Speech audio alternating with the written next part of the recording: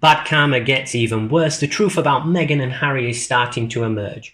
The Sussex family's reputation has taken a serious hit due to a series of untruths. And things may soon get much worse. Please accept my sincere greetings and welcome back to the Royal News Trend channel. The late Queen was a trailblazer in many ways. She was the first British monarch to have her coronation broadcast on television. She abolished male priority, and she was the first monarch to learn how to change a spark plug.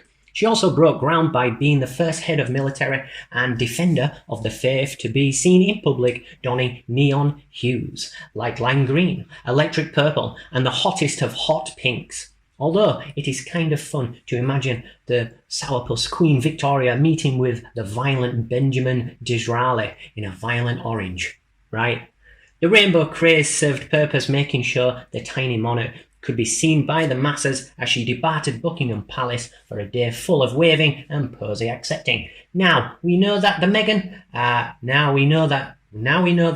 another member of the royal family, was also making calculated decisions about her wardrobe while on the clock at the palace.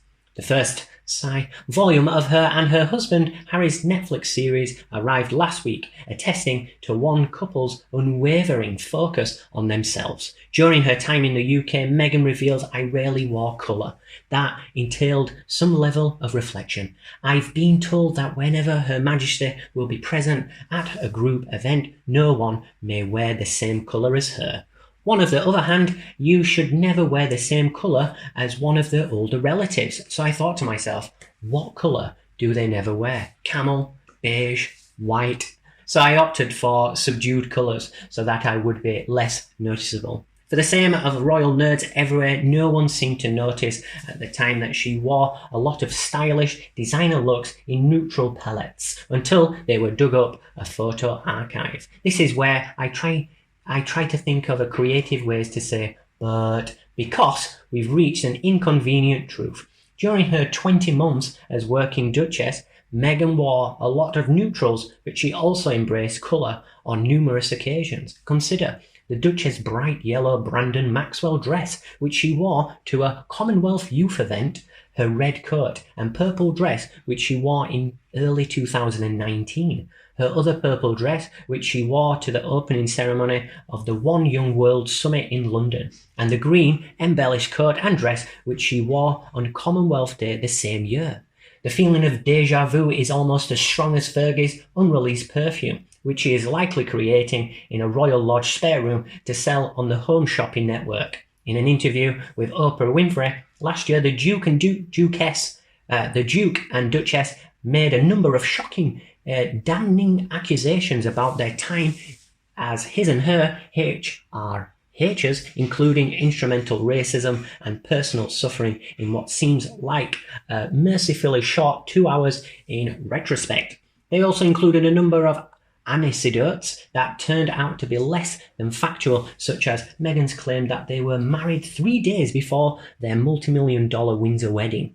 Given that only the sovereign can travel without a passport, it's unclear how the Duchess was able to take private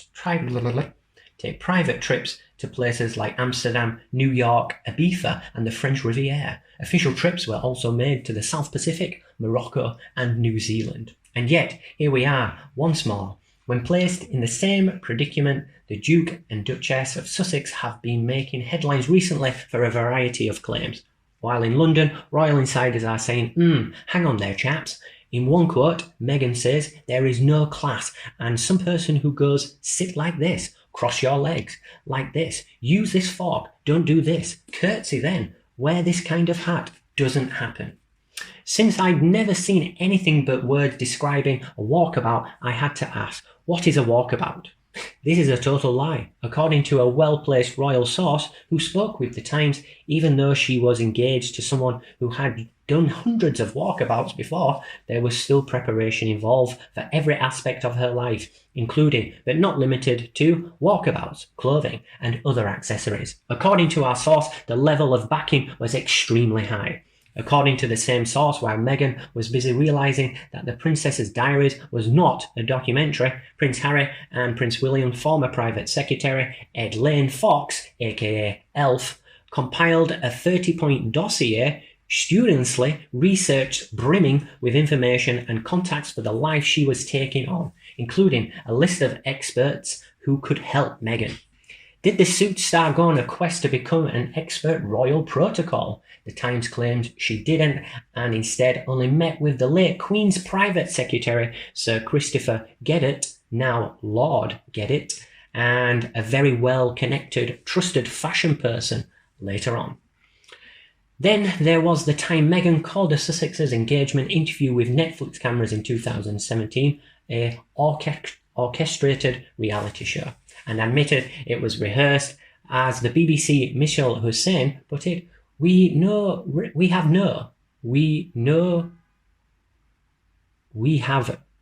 recollections may vary on this particular subject, but my recollection is definitely very much asked to do an interview and do said interview. Every word of that interview was that they wanted to say a source involved with the sappy TV chat told the royal editor of the Sunday Times, Royal Nakia. She orchestrated the entire public unfolding of their engagement down to the smallest detail. In came Ashley Hale. Hale is Meghan's niece and daughter of her half-sister Samantha Markle, with whom she has no contact. Hale practices immigration law. In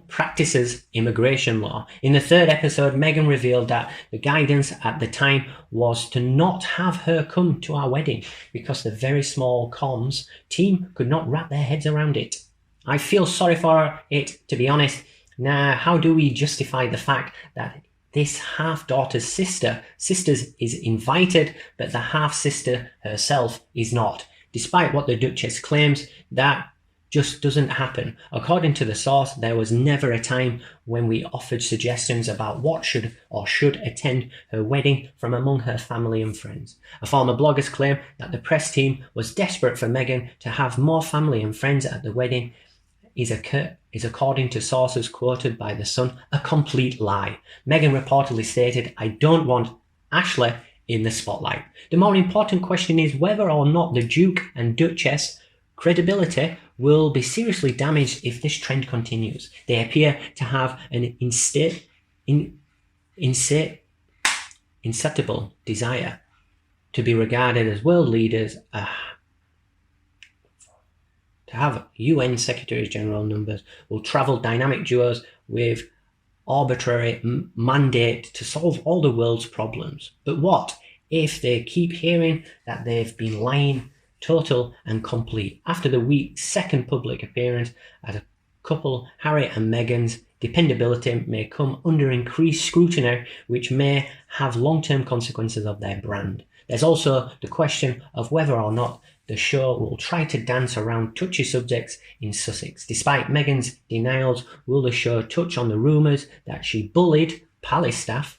Is the Duke's hypocrisy in taking up the cause of climate change while taking 4 private jet flights in 11 days going to be addressed? They frequently use private jets, and that hasn't changed.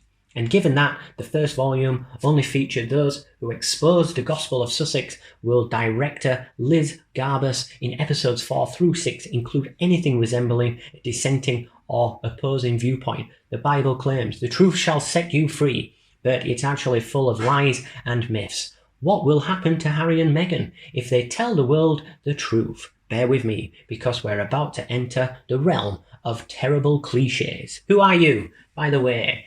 Just what do you make of their dishonesty? Let me know what you think by leaving a comment below and we can talk about it. Please like and share our video with your loved ones who can benefit from it right now. If you found our content tonight to be helpful, and if you'd like to receive more information from our staff, you can subscribe to our UK Royal News Trend channel by clicking the link. Now, I'd like to thank you for watching and say goodbye until the next video.